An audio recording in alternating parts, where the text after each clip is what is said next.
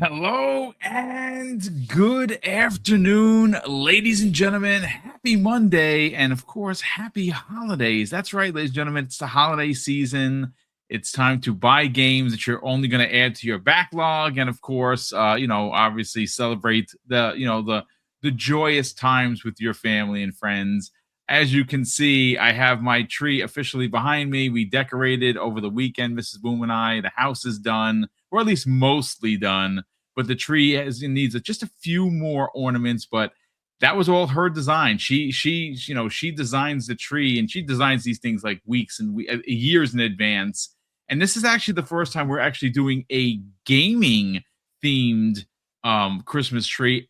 Everything on there is all game ornaments. Looks really dope.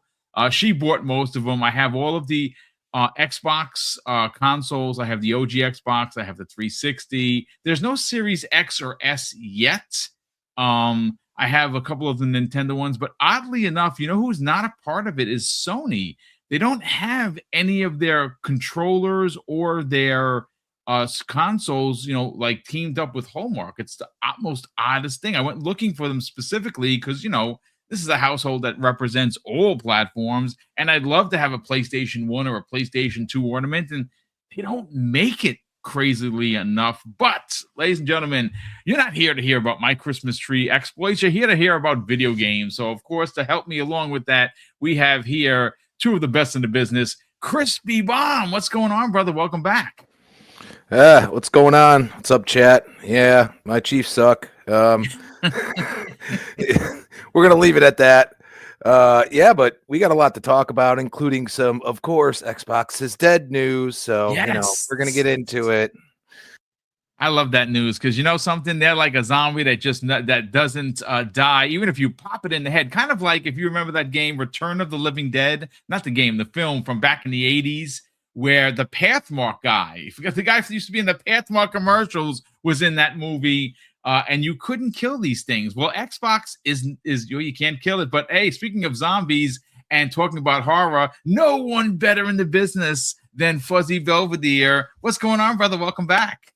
Yeah, good afternoon. Glad to be here with you guys. Man, yeah, week after week, Xbox dies and comes back and dies and comes back. So yeah, they're the current zombie of the console market. But yeah, a lot of good news gaming wise, and for this week with the awards coming later on this week.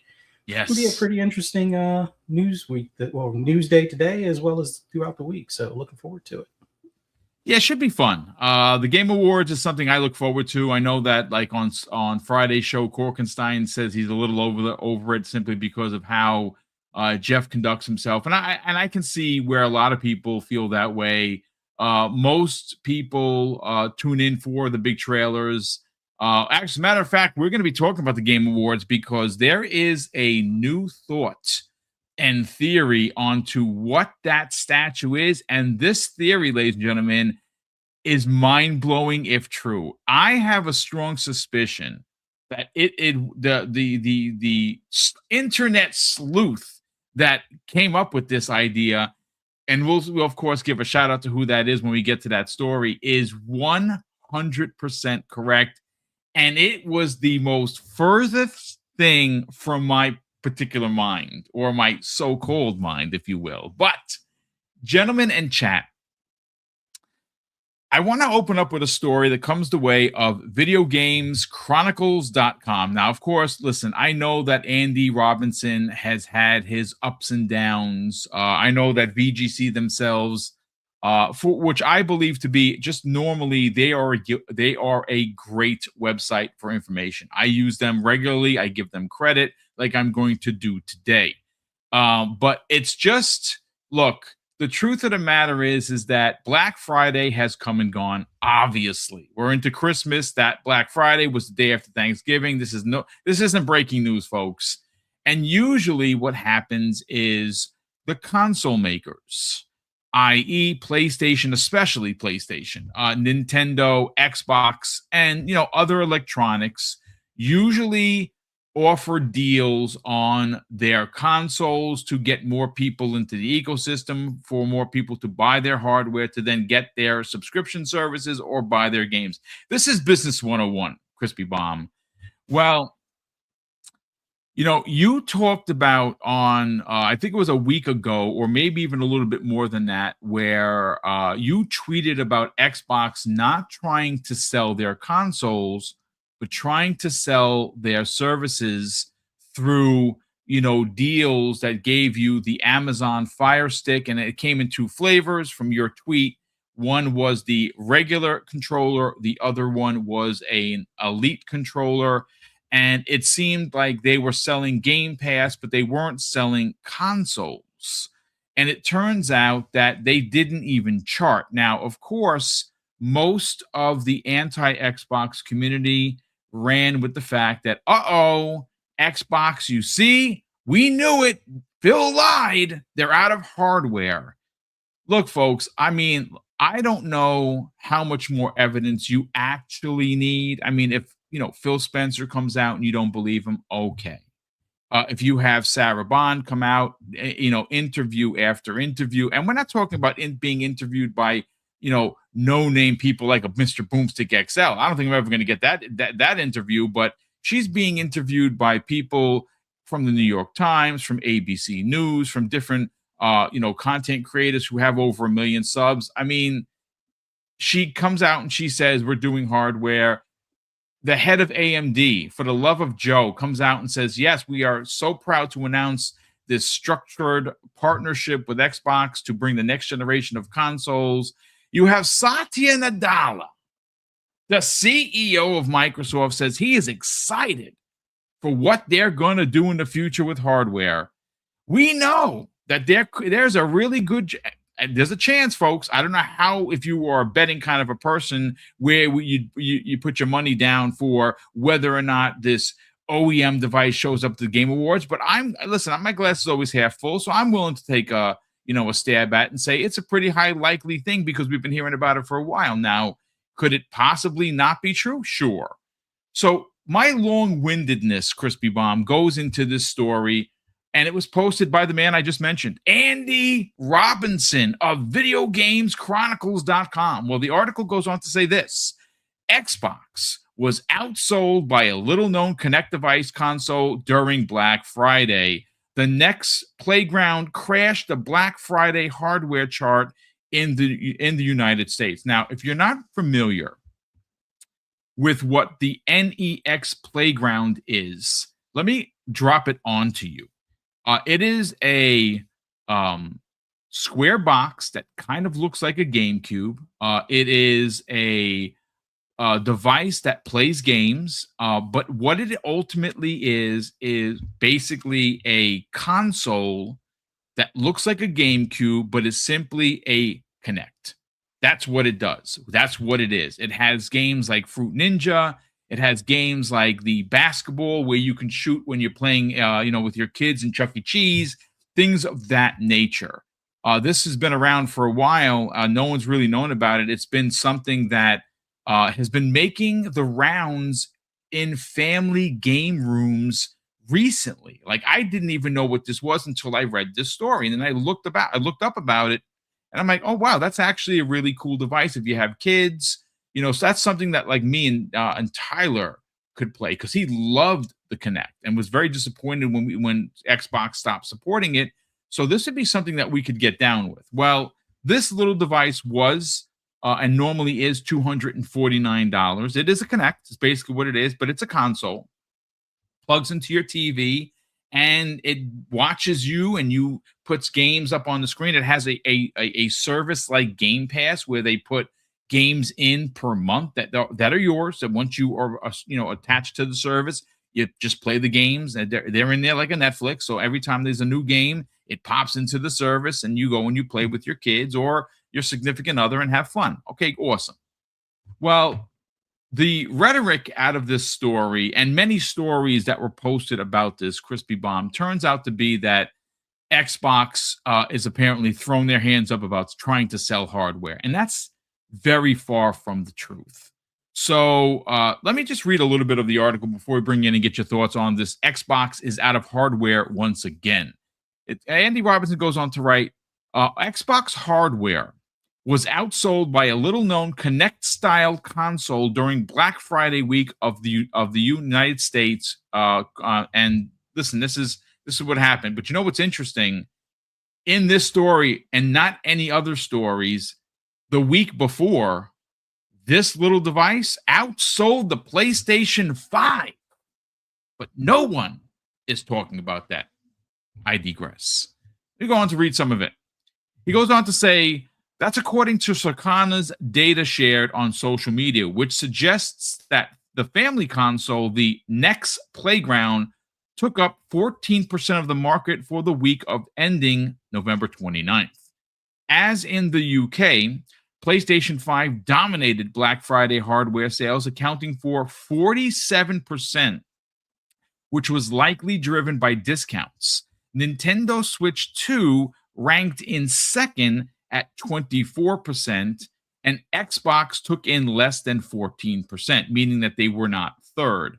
Next Playground is an Android-powered console launched in 2023, which features a motion camera similar to Microsoft's Axe Sensor Connect.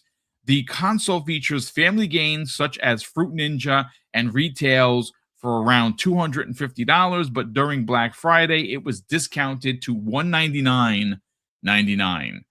The Playground has been quietly growing in popularity in the United States market and even briefly outsold PlayStation 5 in the week up to Black Friday, ending on November 22nd. So again, you know, this is one of those situations where this does, of course, look bad for Xbox. Now, there are a couple of caveats here, whether or not you choose to understand that this is not anyone just botting and trying to defend the near $4 trillion company.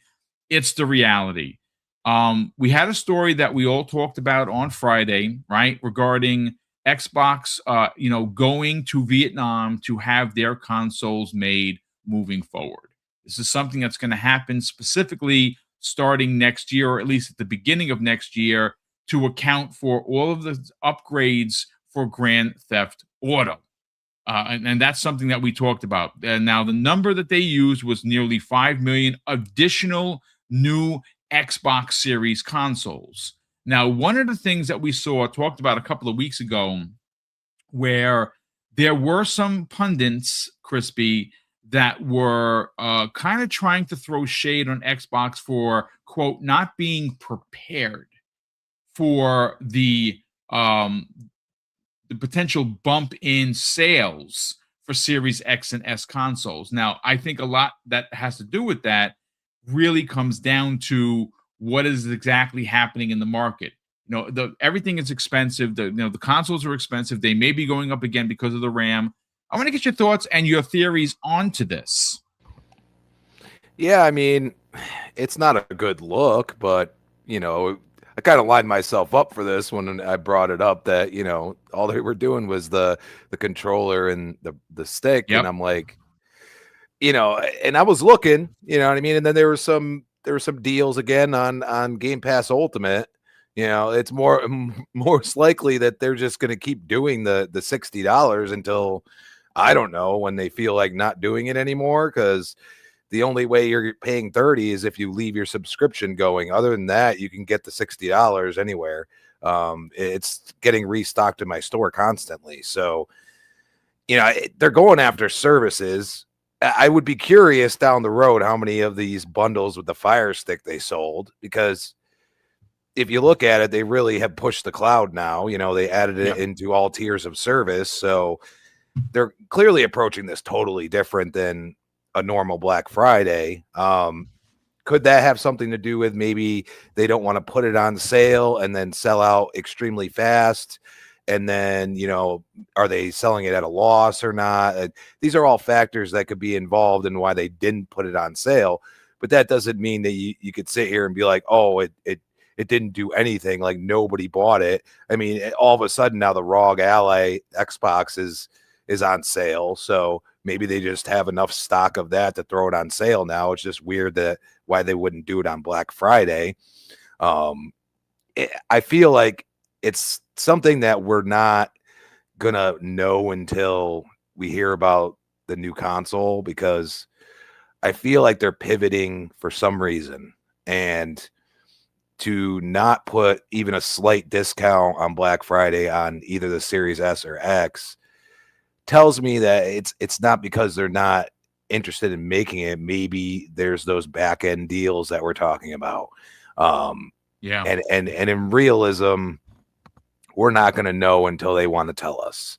You know, maybe it's the quarter financial calls, something like that. If they're not going to put it on sale, clearly they're not worried about selling hardware. You could say that's bad, but in realism, could that be good? Could they're already focused on the next generation? You know, we've heard about them more than Sony, like being, you know, maybe a year ahead or something like that. Is that a reason? Maybe. I mean, Yeah. it's all speculation right now. Sounds like that little console is kind of proving the point of maybe that Fire Stick did sell pretty well, you know, because it seems like a niche thing, but in realism, it sold, you know. So, I mean, if they were going to run with it, they're going to run with it. I mean, we all know this. And to talk about console sales during Black Friday when you had no consoles on sale, it just doesn't seem logical to me. So, you know, Sony had everything on sale. I mean, they were popping up on my Amazon every single time I like reloaded it or went back in. You know, controllers, like the whole nine, like $20 to $50, even more than that, bundles, the whole nine. It's like, do they have like too much stock? Because I didn't see anything sell out, you know. So it could be one of those things. Could Sony just want more people? Could they want the MAUs involved? You know, so maybe Xbox doesn't need the MAUs. They could say, hey, just buy the Fire Stick. So I really look at it and say, yes, it doesn't look great, but at the same time, we're still getting games. Got games coming out next year. So I got my Series X.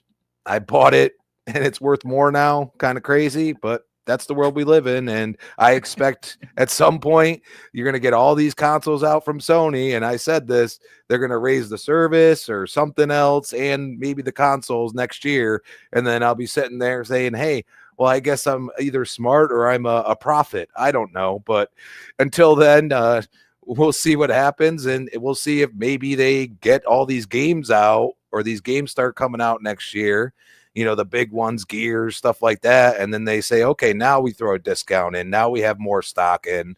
So we're not just, you know, selling out and then people are disappointed. So who knows what their thought process is, but clearly they were pushing just selling their service.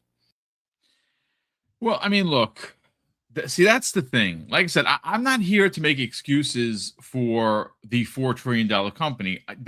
I'm already invested. I told you many times before, and I think Fuzzy has done this. I know that many gamers in this chat right now have done this, where they're paid up for the 36 months for Xbox Game Pass, and they already have other cards just waiting to be used, right? That's just, again, when you're paying less than $20 and you really enjoy the service, you should do yourself a favor or do your due diligence as a consumer and try and get it for cheaper.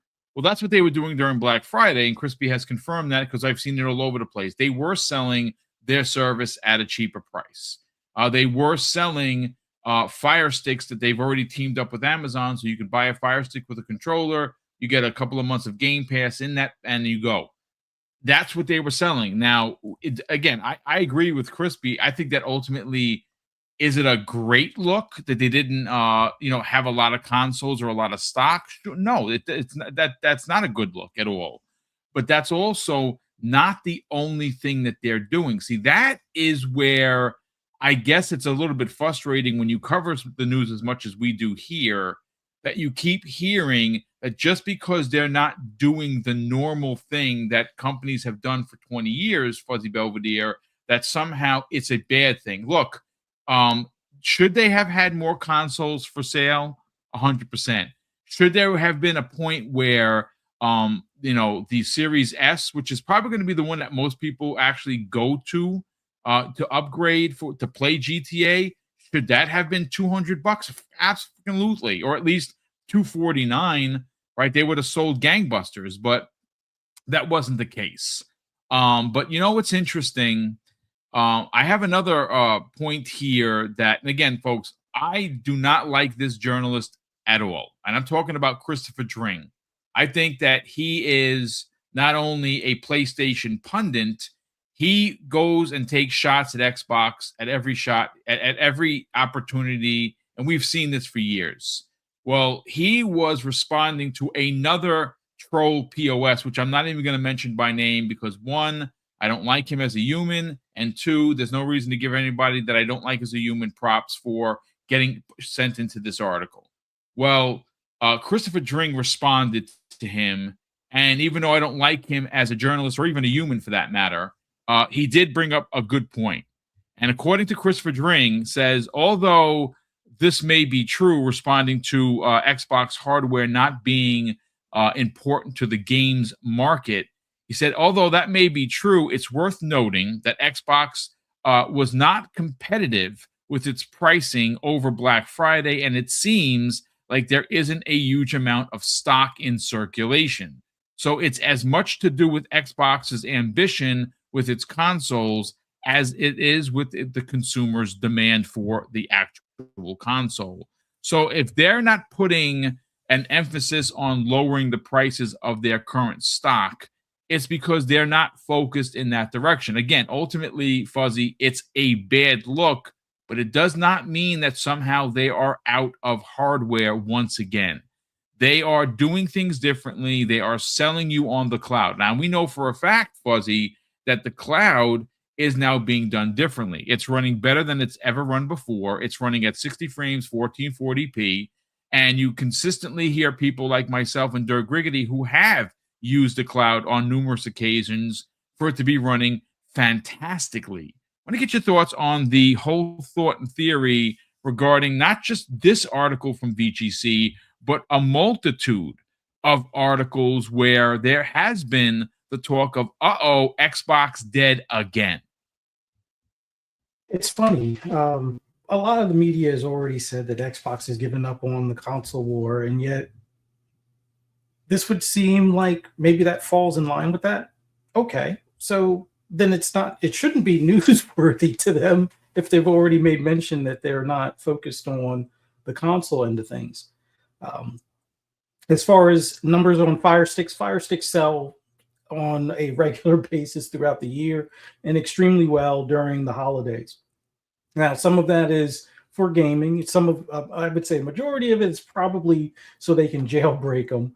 But all of that aside, it's a different approach. Like, I think the big thing that people forget is that all you really need is a controller and your Microsoft login, let's say, and you can access your account on your PC, your tablet, your phone, pretty much a number of different spaces. So selling hardware is not their focus. We've seen a lot of the gift cards and the Game Pass cards and stuff like that sell well. So I think that is the main focus now, especially for those of us, like you said, that are stocking up on those cards when we're, I guess, covered for like 36 months. And then as the 3-month increments, wind down, we input another card. So I think that's where Xbox is at the main, or at least in the meantime, until they, let's say, announce new hardware or there's a new piece, or whether it's next gen or this rumored Ally like device without a screen kind of thing that would be like a Steam Machine Mini type of deal. But I don't foresee it as anything other than, okay, their focus is shifted. Would it have been great if they had a lot of hardware built and ready to go and on shelves and so forth? Sure. But I think they've looked at the past few holidays and seen that either they're not meeting the goals that they had set for themselves on that, or that it's not necessarily worth it in comparison to the growth that they're getting with subscriptions and being able to be on other devices. So for right now, I think this was probably a calculated move in the sense that they weren't going to make any real headway unless they take a big loss, which we all know Amy Hood is probably the pocketbook behind everything. And if she's like, nope, you got to get this 30% and blah, blah, blah, cutting the price wasn't probably in the cards at that point. So I don't foresee it as surprising. Whether it's newsworthy or not, I don't think it is. But once again, they didn't meet what we were expecting them to do, but they're themselves expecting to do other things where they're reaching people in other ways, whether it's on their phone, tablet, or computer. That's their goal. So if they sold more subscriptions or sold more subscription cards to those that are already subscribed, I think that's their bigger measure right now. If they've sold more controllers to their existing customer base, or maybe those that are now accessing, Xbox games on their PC that may not have, thought of using the Xbox app before, then that's what they're going to go with. That's the metrics that we don't see on the forefront, but they have on the back end that they can say that those are the things to target as far as for growth or future customers. So is it a miss in our eyes? Sure, but I'm pretty sure they have analysts that are looking at where they're actually growing, and if it's Fire Sticks and PC players using the Xbox app, or the amount of Ally X's that they sold recently, where that's more of a PC hybrid SKU type of deal, and they have more people funneling in through that, then that's what they're going to focus on. But we'll see how things pan out when a big title like Grand Theft Auto drops. If they'll have Series S's lined up and ready to go, or if they'll have new hardware in place that will be their bigger focus. And I think part of it is that their bigger focus on hardware is on the next category, and then blurring those lines even further between console and PC, and then making it so you only have to sell the item to your customer base once because the lines are already blurred between console and PC. But we'll see. We'll see if anything's announced at the Game Awards. We'll see if anything's announced between now and next June as far as new hardware. But yeah, I don't think that they were like, keep in mind, when the holidays come up, typically companies look at what their plans are for the holidays prior to July. Like, I know the company I used to work for, the meeting more times than not was immediately after everybody got back from holiday, like middle of January. And at worst, it was by like the beginning of March, where purchasers and things like that had to, start forecasting what they're going to need for the holiday based on last year's performance and so forth. So this isn't something that I don't think that they were unprepared. They made a calculated move probably as early as May or June that they were going to do what they did for the holidays, and moving forward, that's probably what they'll continue to do.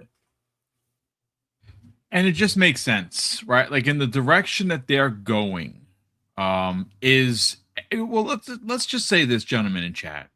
I think it's safe to admit or say that the direction Xbox is going is something that is fresh and new for their own platform. But I think that it is, and what they will continue to do is disrupt the market, right? We keep hearing market disruption. What does that look like? What does that mean? Well, I mean, again, if you look at what's going on right now with the fact that Netflix has officially purchased, or, they have to, pass regulatory, finger pointing, but if they buy, if they win the bid for WB, they're gonna disrupt the market. The head of Netflix literally said that the normal 3 to 6 months from theater to streaming is going to be bucked. That trend is going to be bucked. They're going to be able to send a film out to digital 6 weeks later. Now, normally, depending on whether, who you're subscribed to, there's always been the talk of, the 45 days in theater, but that's normally not the case. Like, they keep these films in theaters much longer. They're trying to get the maximum money because they want you to go there and buy the concessions and spend a ridiculous amount of money. And if you're a family of 4, that's $100+ day, to go see a film and get concessions for the kids and yourself and the missus or whatever. Netflix is trying to disrupt the market. They're trying to disrupt Hollywood. Well, bringing it all the way back to gaming, we've seen disruption from Xbox before, and this goes well before Xbox Game Pass. They did market disruption when they added a modem to their consoles, right? Like this was something that wasn't normally done. And now if you bring it back to modern day gaming, which is what we're in right now, in 2017, they literally forced the entire industry, the games industry, into a service based model. I'm not talking about gas games, gentlemen in chat. I'm talking about, your PlayStation Plus, your Xbox Game Pass, your Nintendo Online. These things may or may not have existed if it wasn't for Xbox taking what they knew, and that was loss. They were losing to PlayStation. They needed to do something different. And they brought a streaming service to Xbox, and we all love it. It's the most valuable service available. And what happened right after? Sony had to, react. Nintendo had to react. Well, gaming is now going to be moved into another direction. OEM devices are being made. And where is that available? Well, right now it's only available on Xbox. And we know that because the ROG Xbox Ally and Ally X are out. We have them. We're using them. And that's not where it's going to start and stop. That is simply where it begins. Now, is Sony ever going to do the OEM device? I don't think so. Is Nintendo ever going to do an OEM device? I don't think so either. But Xbox is shaking up the market. And them not having consoles available because they didn't do a mid-gen refresh like Sony did, well, the writing is on the wall. So again, ultimately, what this comes down to, it's a giant nothing burger.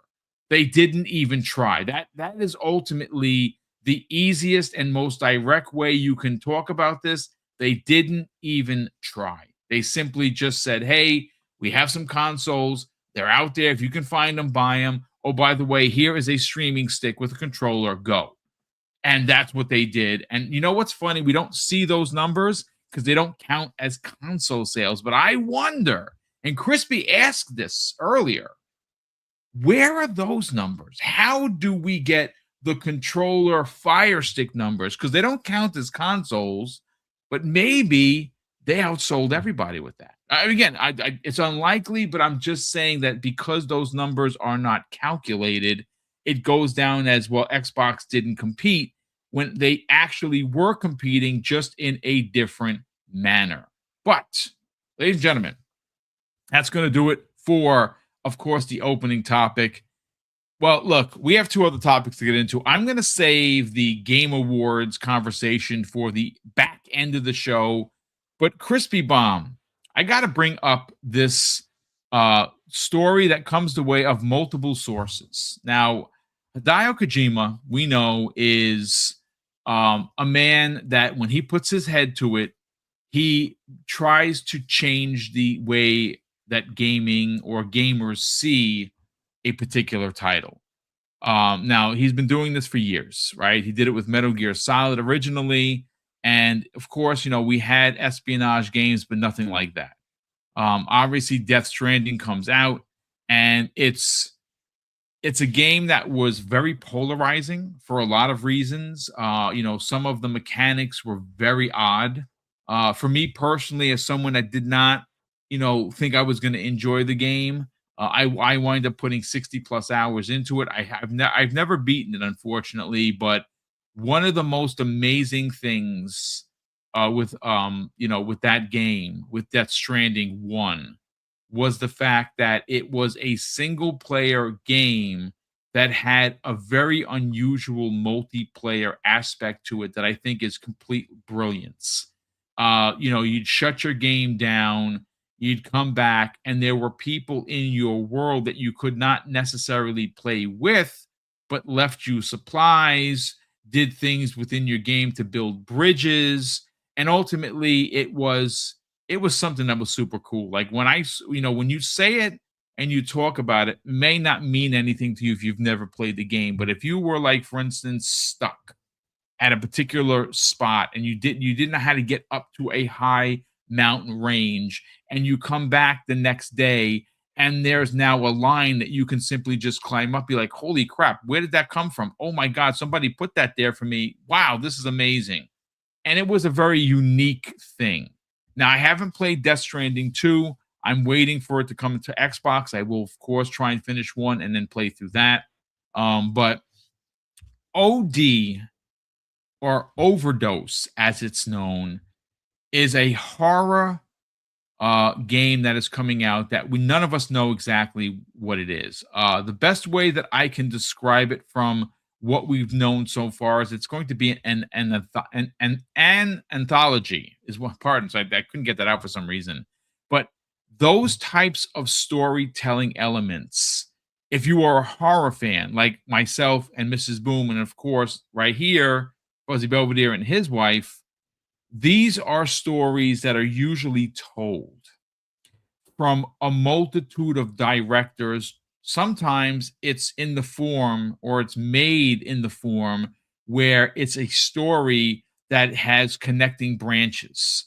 So ultimately, let's say, for instance, an anthology from Spain. That a lot of the Spanish horror, if you never watched it, is really fantastic and incredibly scary. Well, there are anthologies that we've seen where the 5 to 7 directors, because that's usually what it comes down to tell this tale, tell this anthology story through 7 different perspectives, through 7 different characters that are in this overarching world. And that's what it sounds like Kojima is trying to do with Jordan Peele. And according to Jordan Peele, if you remember, he came out in the Game Awards a couple of years ago. He called it the Avengers. It's Avengers level directors that they're working with. They didn't specifically say who. We don't know if they're working with Del Toro, for instance, or they're working with a James Wan, who of course did some incredible horrors with like Annabelle and The Conjuring. But this is going to be a story that is going to open up with Kojima's, again, based on from what we are understanding about it, the first story is going to be Kojima's, and from what we understand, the second is going to be Jordan Peele's. But that's all we know. But we have some new information, ladies and gentlemen, that gets me very excited as a horror fan. So, Crispy, before I bring you in, let me just read you some of the commentary from Kojima and who actually posted this. So this comes the way of Genki_JPN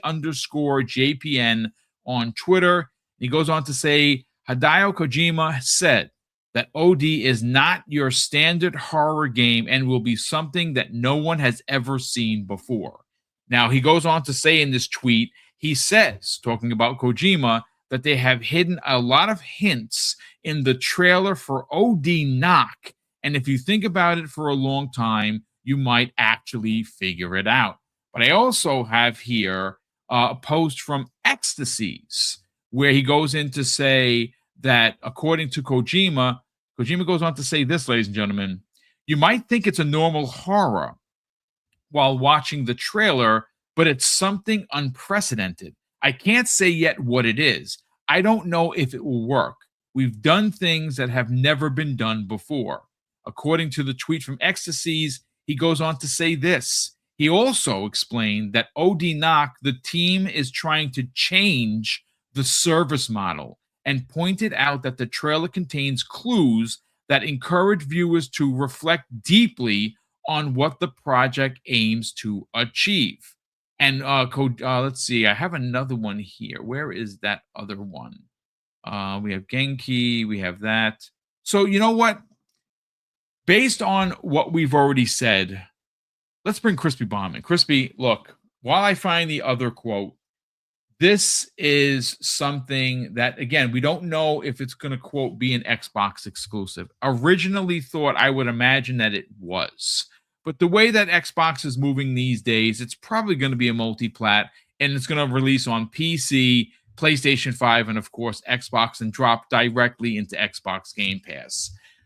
We don't know when this game is going to be released. We've seen we've seen the original announcement, and of course, we had the trailer, which was the OD Knock trailer, which looked creepy AF. It looks real, like it does look like a real game. Let's get your thoughts on some of the new information coming out from Kojima and some of the ex contributors. I mean, it's Kojima. Do we really know what he's doing? Like he does some of the wildest stuff in gaming. This one intrigues me more because, I'm a fan of some anthologies. So like, like American Horror Story, I've dabbled in some of the seasons because, you don't really have to, you can watch one season by itself and then you go on to another one, after two others come out and you like what you like. And I feel like, the OD thing with the knock, it's like, oh, episode 1, the knock, like you really look at it and it could have some horror elements that involve like hallucinogens or something like that. Could they be trying to build a horror game that involves like more dialogue than normal? You know what I mean? Like between like someone else or something like that, because a lot of horror games, you go down, you get scared, but the dialogue is usually between friendly characters. It's never really between the thing that's scaring you. So, it sounds like he's got something that he doesn't know that's going to work. He said it himself. So, yeah, I'm intrigued. I like that, Xbox is supporting this because you can't have innovation without trying. And, it should be in Game Pass, I believe, right? yeah. So It's going to be Game Pass day and date. Yeah. So, that's eyes on it right there.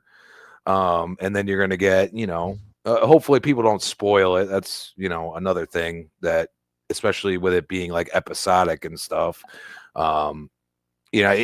Just the way he's approaching it and everything else seems like you're going to have like, so now you got Jordan Peele next, and then you're going to have somebody else.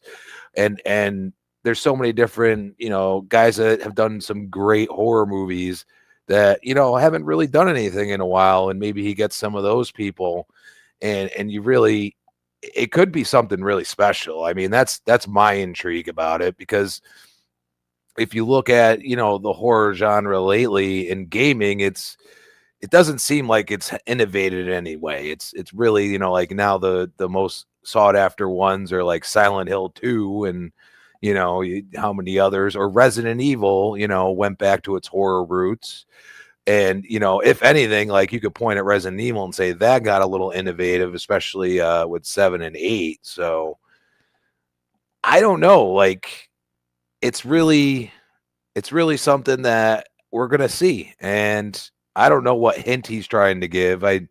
OD knock. I mean, overdose knock. I don't, so, like if somebody wants to decode it and let us know, please do. But I don't know what's in that man's brain. I mean, when I saw Death Stranding and, I love that people love the game and some of the elements are really like, you could use that in other games. And I wonder why they haven't, especially the one you talked about, Boom.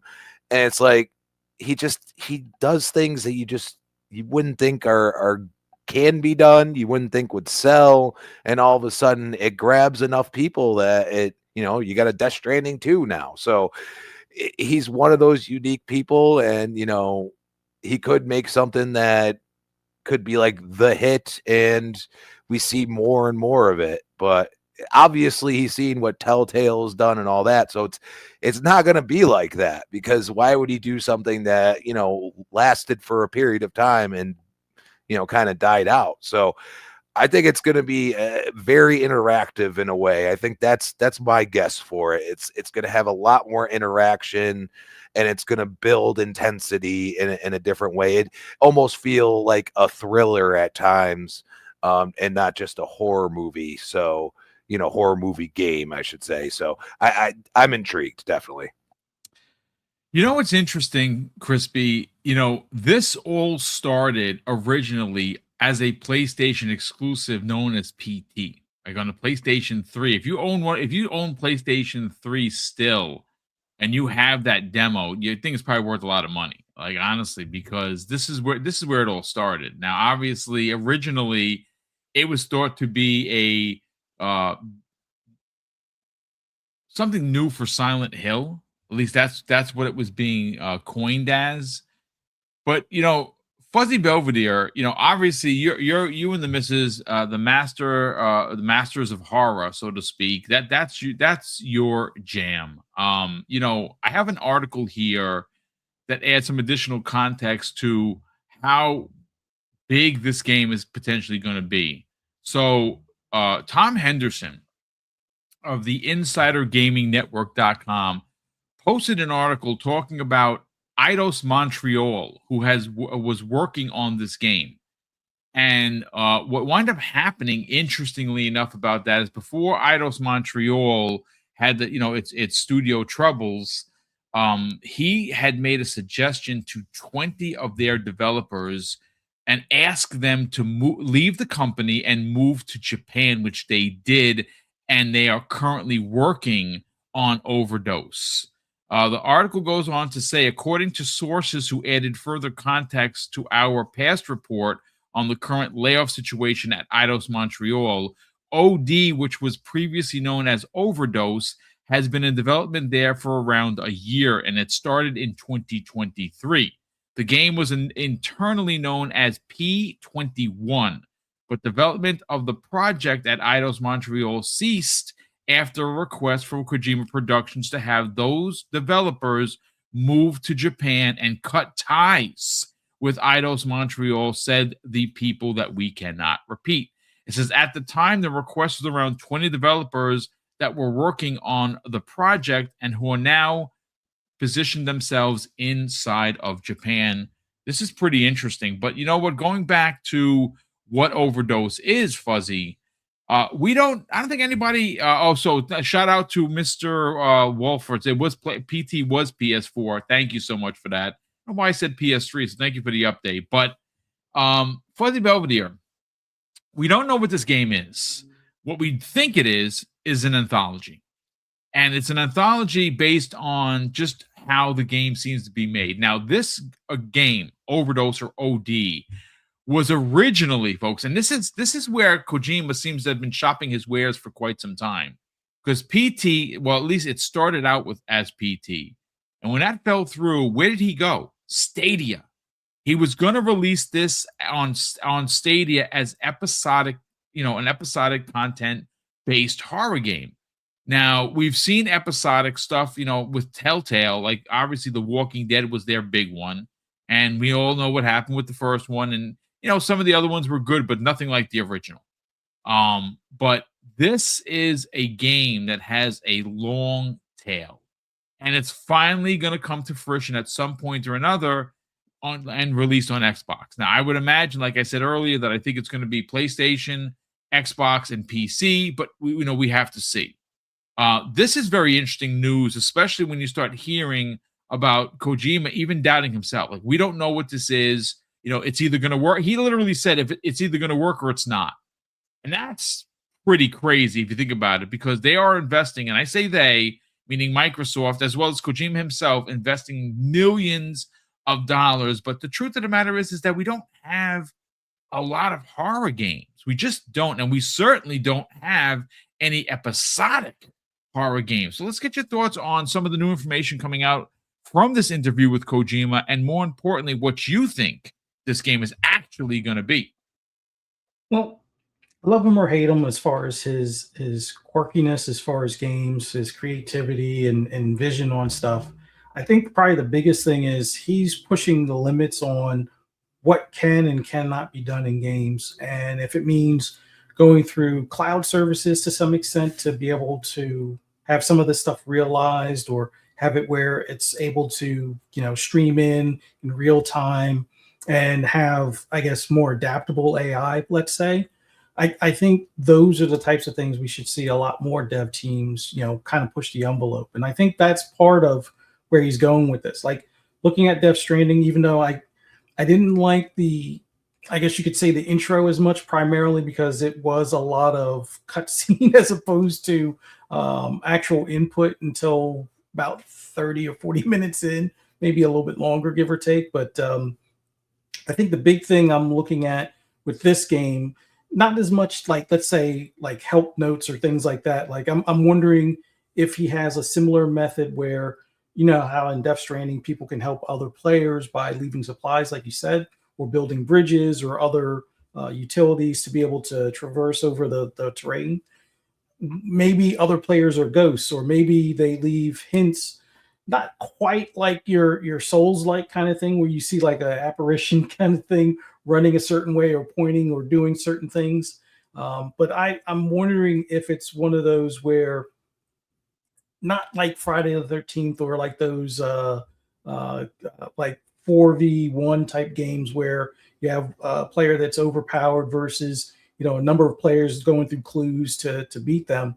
I'm wondering if it might be something along those lines where you're trapped in almost like an escape room kind of thing, and maybe other players can help you with that, whether it's clues before the AI that's adapting to what you're doing or what others have done, that basically trap you in that space or get to you within that space. So I'm encouraged and looking forward to seeing more about this game. But looking at like the trailer knock with the candles bleeding and stuff like that, I'm definitely curious as far as what is involved in this game. Like I'm definitely thinking there is going to be a lot of audio cues that you're going to have to really pay attention to, and maybe there's some repetitive things that you'll have to do, like the ceremony of going through like lighting certain candles in certain orders, and if you do it a certain way, the AI responds a different way versus, you know, the first, you know, time you lit those candles kind of thing. So I'm curious what clues he said, and the best I can figure is there will be certain sequences that will, you know, result in a different response.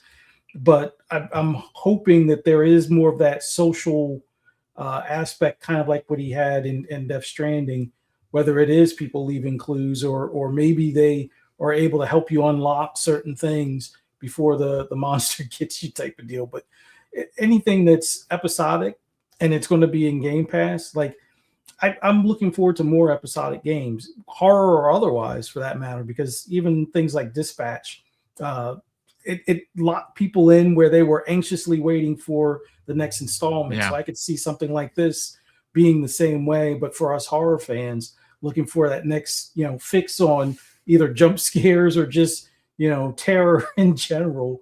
But yeah, I hope we get either some more info on it at the Game Awards, because, you know, he tends to show up wherever Keeley is, or Keeley always invites him, or maybe we get to see more at the upcoming Dev Direct, which I kind of think either way you look at it, one of those two places, if not both places, we'll see something in relation to this game, because it's been in development for some time, and having groups like Eidos and Montreal working on it, and him knowing how some of the, I guess, you know, cost and whatnot with Embracer, it was probably the best move. He suggested to those developers, hey, come to Japan.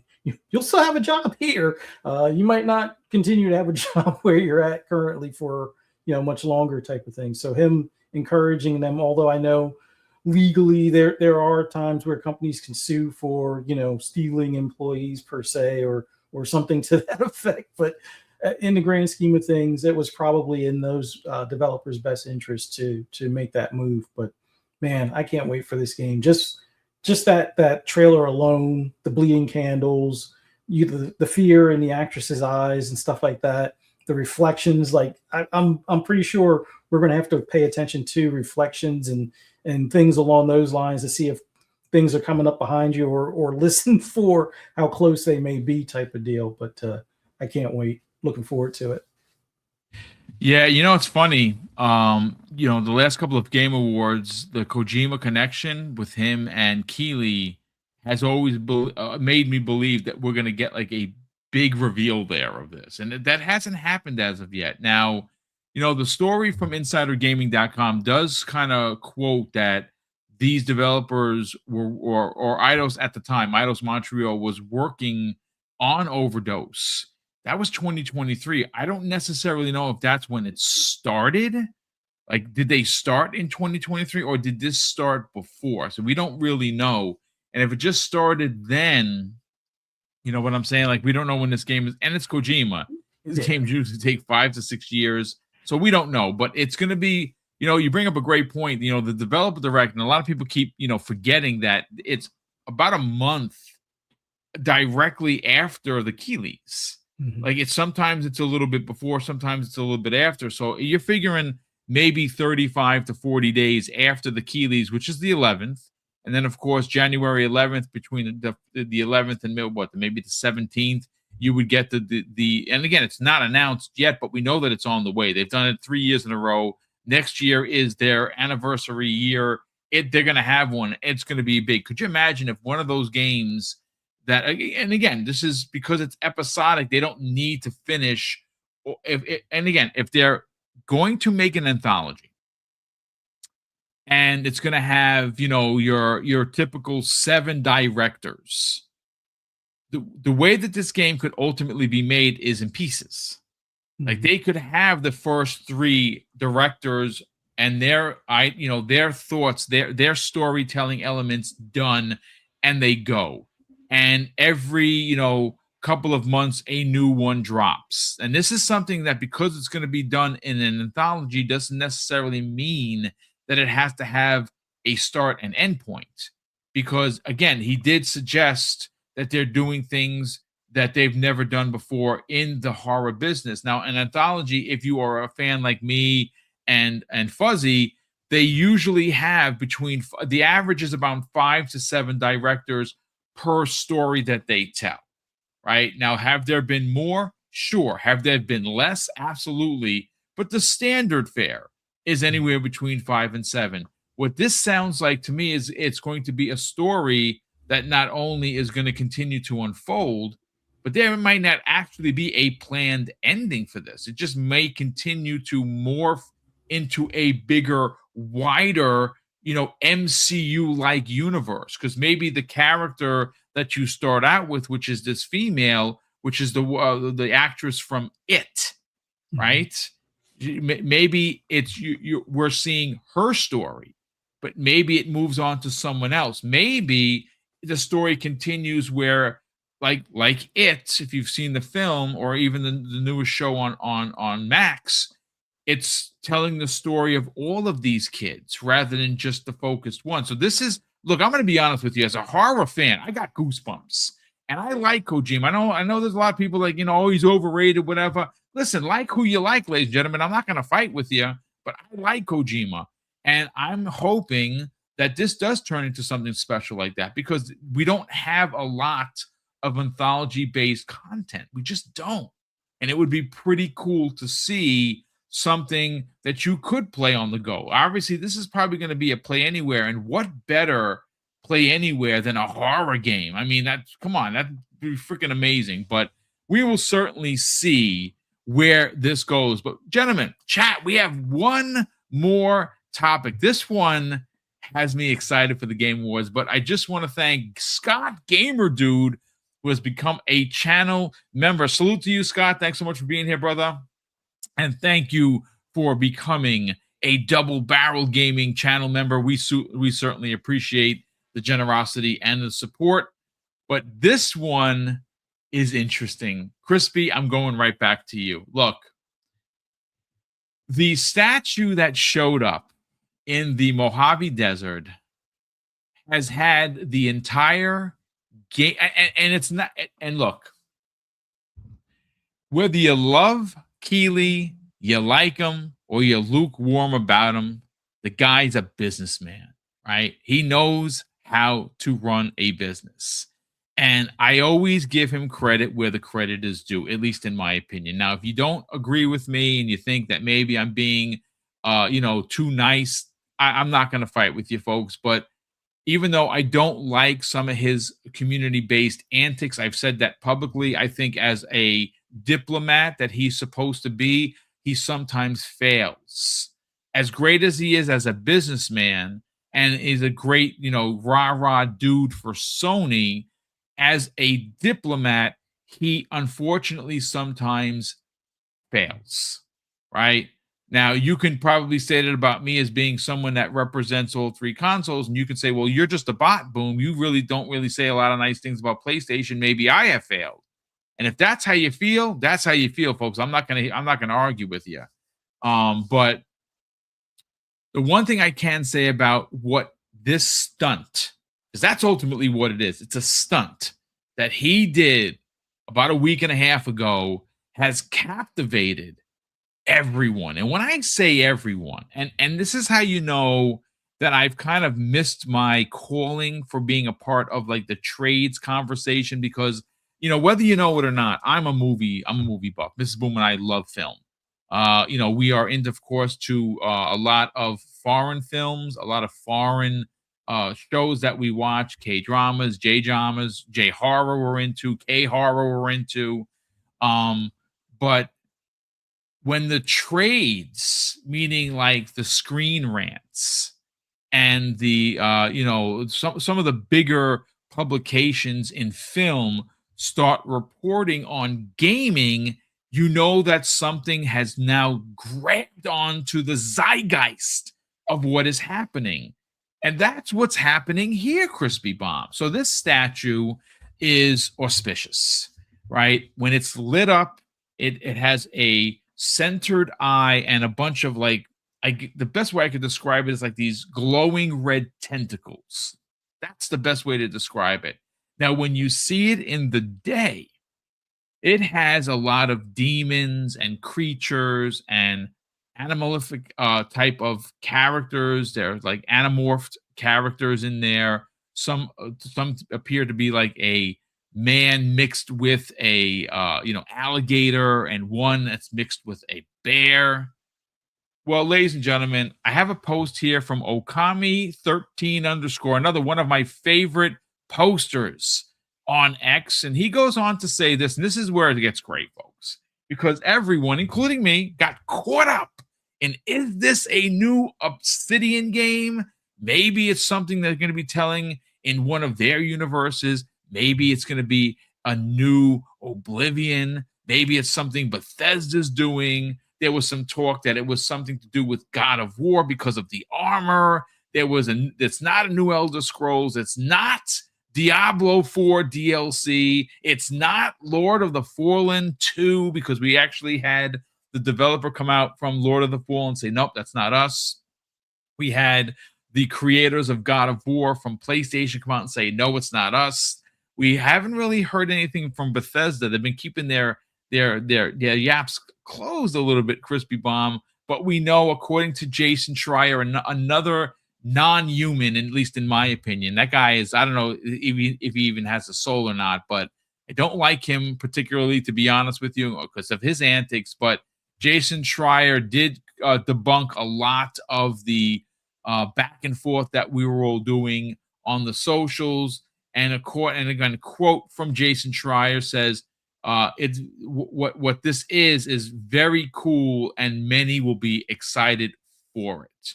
So, of course, there's been some Bloodborne 2 talk. Obviously, Okami put down in an X that it's not Lords of the Fallen, it's not Diablo 4 DLC, it's not the Elder Scrolls, it's not God of War. And then on the bottom, it says, From Software fans still have hope for what would be called Bloodborne 2. Ladies and gentlemen, it's not that either. Now, look, I have a tweet here. Now, let me.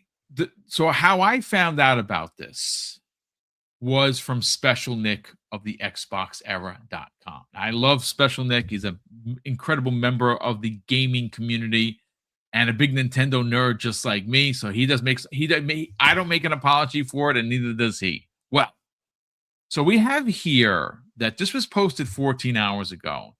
And this, by far, ladies and gentlemen, is the best deducting that I've seen.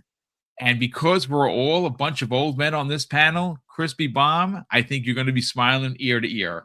So the Aesthetic Gamer, a.k.a. Dust Golem. Now, Dust Golem, if you don't know who he is a notorious leaker for when it comes to Resident Evil.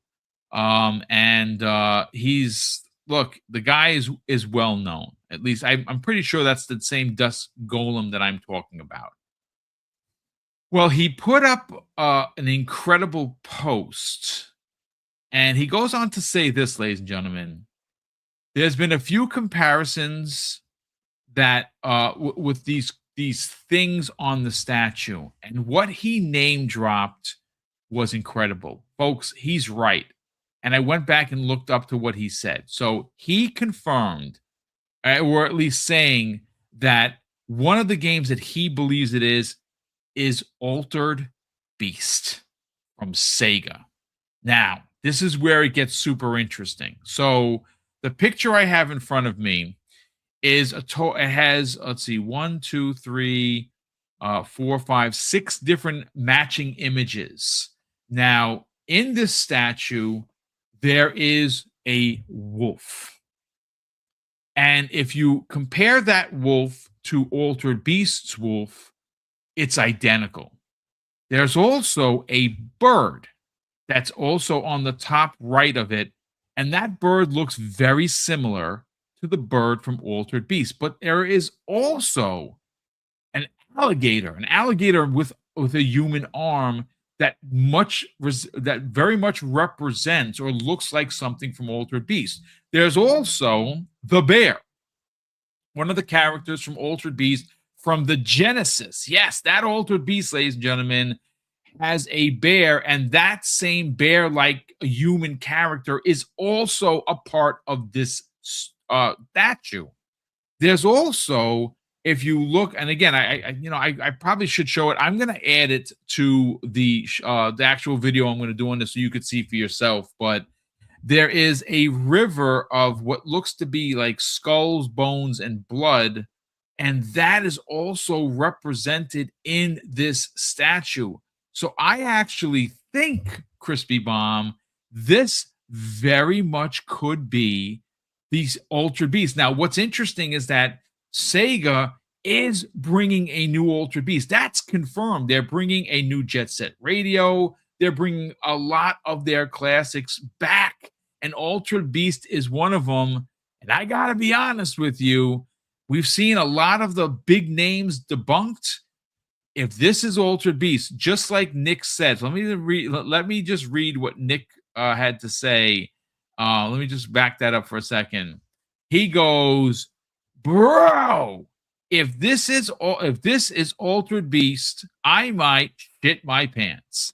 And you know something? I'm right there with him, because this world needs an Altered Beast, and if this stunt turns out to be a new Sega Altered Beast, sign me the F up. Let's get your thoughts on what I sent you guys in the DM.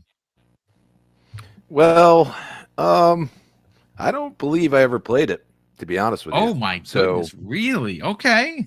I guess that's kind of a good thing if it is. It makes sense, like everything that you showed, and who pointed it out, it does make sense.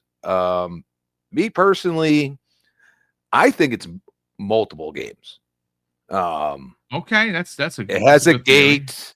It has the eye that technically is from at least it resembles Lord of the Rings. You have a demon that kind of looks like maybe we get a Doom DLC. Also, like the whole thing, I mean, couldn't it be like Witcher 4? Like, maybe? Yeah. There's a lot of things that, people, like myself was Hellblade, but now that it's pointing everything out, I'm looking at it and I'm saying, this could possibly be him showing a lot of the games that are going to be shown, and we're just not like looking into it that well. And we're thinking it's just all one game because, it has a gate. It has like so many things that seem like they belong, but also kind of contradict, certain games, but they could be a part of multiple. So that's my theory. Is it true or not? We're going to find out. So I definitely enjoy the fact that it's really got people thinking about it. Really, even people that wouldn't normally be like, hey, I'm looking forward to the Game Awards, or I'm going to sit down and watch it that day, might actually want to just because of that alone. Which, Yeah. hey, you know, if you're a good marketer, you're a good marketer. I mean, sometimes I don't like Keeley and his takes on Twitter and all that, you know, the way he kind of ignores bad news for PlayStation. I mean, it's well documented. He ignores it the majority of the time, or he spins it with words and tries to make it not look as bad as it is. And, you know, I don't think he ever says anything about Nintendo either. So, you know, let's be fair there. But anytime bad news on Xbox, he is right on it. So, other than that, I believe he puts on a good show. There's always stuff to work on in these shows. It's the most watched award show out of any. So just think about that. And clearly, I think they're going to do some even bigger. I think it was like 40 something million last year. I'm sure they're going to be hitting like 50, 60 with something like this. That's just so simple, but has really got people wondering what it really is. And like I said, my guess is it's multiple games. And that's a really good part. So you know what, folks? I'm all about that visual evidence, right? So I know there's some people in the chat like, hey, Boom, show us. Well, let me do that. I'm going to bring it up for you so you can check it out. And I'm going to add it to the stage, folks. Let me just get rid of this Call of Duty stuff. And all right, so I'm going to hide us. There's the image, folks. This again, this is from Dusk Golem. So you can see visual evidence or visual presentation usually goes very far. So chat, check it out. So like I said, again, this is just using pieces of the actual statue. Statue is there. It's in the Mojave Desert. I know there was some talk about, you know, we've heard all the theories, and they've all been debunked. Now, just because Jason Schreier is saying it doesn't mean that it's fact. But he is connected. He's a terrible human, sure, but he's a damn good reporter, even though I don't like a lot of his stuff. But here it is, folks. You can see for yourself. Like, I know it's not just me, and I know that a lot of these things could be for some of the other games that we mentioned earlier. But Fuzzy Belvedere, I mean, look, this might go this presentation in front of us comes the way of Dusk Golem, which I will add, of course, to give him credits if you want to go and check it out yourself. Really does line up. Now, maybe this is hopium. Maybe my Sega nerdism is coming through, because as much as I love Xbox, listen, I've always loved Sega. I've owned every single Sega console to date. You name it, I've owned it. And I remember bringing home Tommy La Russa Baseball with Altered Beast with the Genesis. And my God, I played this for hours. And I gotta say, as a big old Sega nerd who really loves the direction of the company and how they have, you know, someone a lot younger leading the charge, wanting to bring back all of these older IPs like Virtual Fighter, like Streets of Rage, I'm hoping for a new Daytona. I'm hoping for a new Altered Beast, which you see in front of us. I mean, my God. Shout out to the Duck of Death. Remembers, welcome to your doom when you first start Altered Beast. Yes, that's what I'm talking about. And this has me excited. Let's get your thoughts on the potential. Again, the visual evidence in front of you, folks. I'm going to add it to the actual video so anyone watching on the back end can see exactly what we're seeing. But this is as good as evidence as you could possibly have. Yeah. It's funny. Like, back when Sega announced their Super game and we weren't sure what it was going to be, there were a few of us that were hoping for something like a reimagined Altered Beast game. Although I think they confirmed later that it was going to be one of many games, like you said, along with Golden Axe and Crazy Taxi and Jet Set Radio and a number of other ones that they were kind of remixing, let's say. But I wouldn't have expected them to go this far as reintroducing it. Like, I know originally a lot of us thought, hey, maybe it's Diablo 4, considering, you know, they have an expansion coming up probably early next year. So maybe this is kind of like a heads up. Nope, that was debunked. And then a few people were like, hey, maybe it's God of War, with that remix of God of War 1 through 3 or something like that. Maybe it's that updated version or something. Man, that was debunked. I started thinking maybe Path of Exiles, because similar art style to Diablo in some regards, and they have the Druid thing coming up, and there's going to be like not an announcement, but like the almost like the campfire, like what they do with Diablo. I think is like a week later from the Game Awards, and that's been kind of debunked. So the only other things that kind of make sense, and this is definitely up there on the list. The other one would be that it may be something from Software, and I know there's a few people that have talked about that as well, and it kind of makes sense because they've always unveiled something new at the Game Awards. So this could be very much another From Software thing. But if I had to choose between that or Altered Beast, I would lean more towards Altered Beast, because even when a lot of people had all the other ideas debunked, I'm like, the only other publishers that do this kind of thing other than like a From Software would be Sega. Like, it wouldn't be Capcom. Like, I know a few people looked at some of the other Capcom games and things like that, and I'm like, well, Sega, they don't do conventional marketing, so they tend to do some wild, crazy things. And this could be right up their alley, and something like an Altered Beast reimagined for today. Like a few people, like shout out to Pixelbit G in the chat. It'd be kind of cool considering how small of a game it was when it was released on the Genesis versus having something fully fleshed out, like whether it's third person perspective or first person perspective, or even if it still stays as like a 2D side scroller. We saw how great and well received the Shinobi side scrolling game that was released earlier this year. This would be kind of cool to give a bit of nostalgia, but also reintroduce this IP to a whole new generation. So I'm hoping it's Altered Beast, just for the fact that, being the Sega kid growing up, it would be a nice way to kind of reintroduce a lot of Sega IPs to people that don't understand what an arcade, or have never been to an arcade, or even had a Genesis in their household or anything like that. So that would be awesome. Like, I like the picture evidence as far as comparing it, and the art styles match for like the bird and the bear and the alligator and stuff like that. So I would say there's a very good chance that is the case, and I'm fingers crossed. I'm hoping that's the case.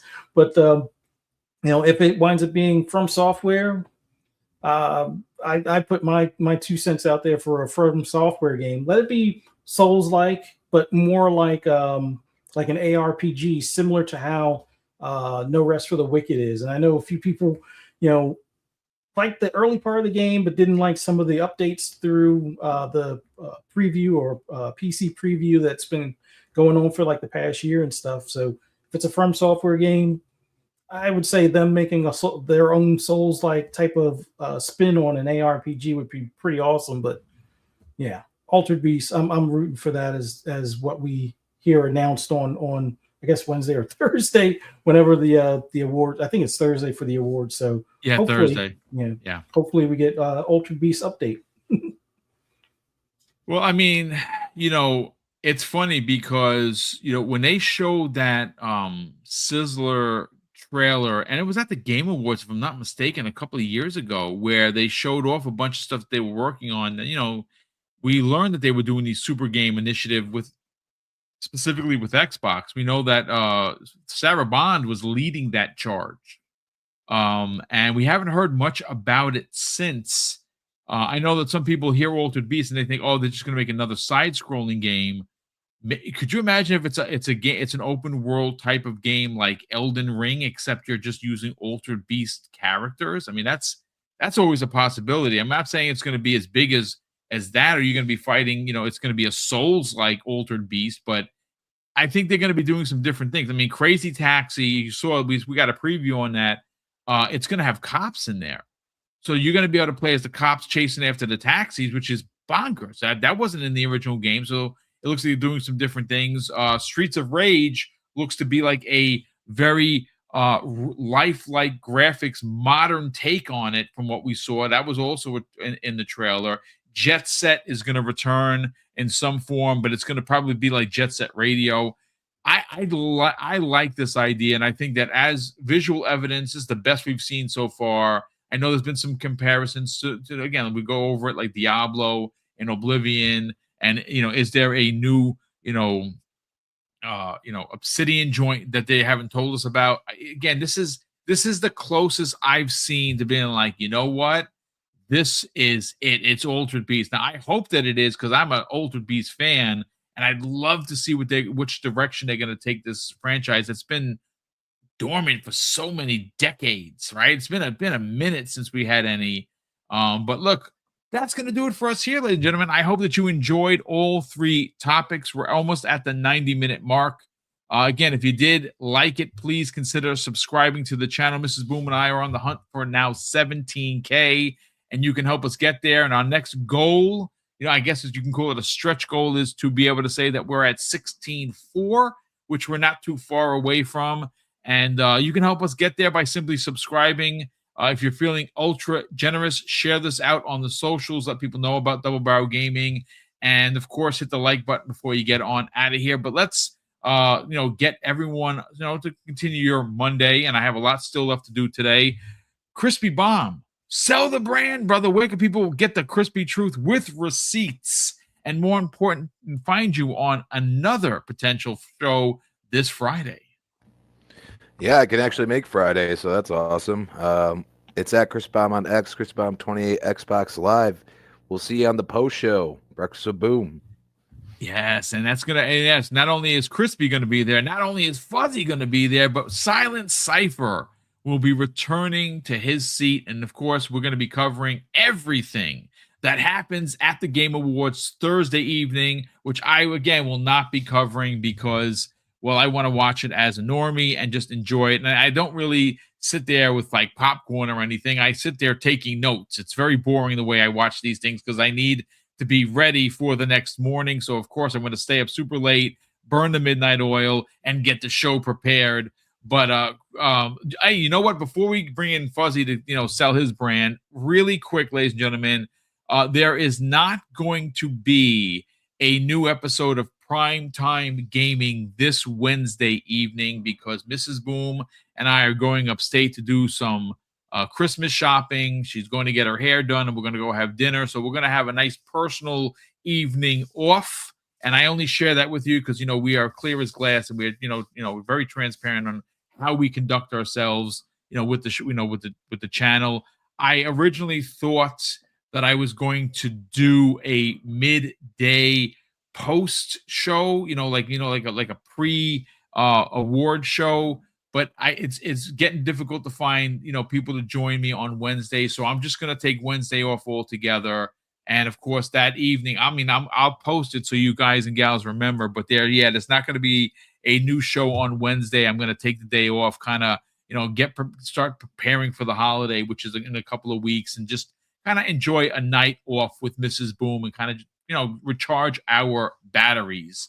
But Fuzzy Belvedere, let's sell the brand of Fright Night with Ferocious Fee, which I would imagine that when OD finally releases, it's going to be a game that not only are you going to potentially play together, stream, and talk about on a regular basis. Sell the brand. Where can people check out this horror podcast Friday evenings, 6 p.m. Eastern Standard Time? And more importantly, where can people subscribe? As always, love doing this podcast with you, Boom, as well as Crispy. Love talking about the news and the start of the week. Got a lot of stuff going on this week with the Game Awards and everything, and a few game releases throughout the week. Still trying to level up a lot of my characters for Marvel and Cosmic Invasion.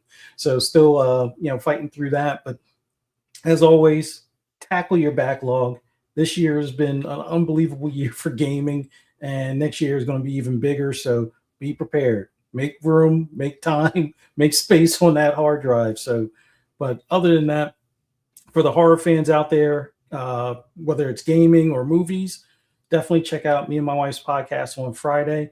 Not sure on the movie just yet. I know we've been kicking around like 2 or 3 different ones that we've watched, but definitely check us out Friday, 6 p.m. Eastern Standard Time this Friday. We're going to be doing our usual, talking about a movie, giving our views on it, and then giving our score, whether it's an IGN 7 or better, you shall see. But as always, everybody take care, be safe out there, and hope to see you guys in the chat here on Friday for Breakfast with Boom. Look forward to seeing you then.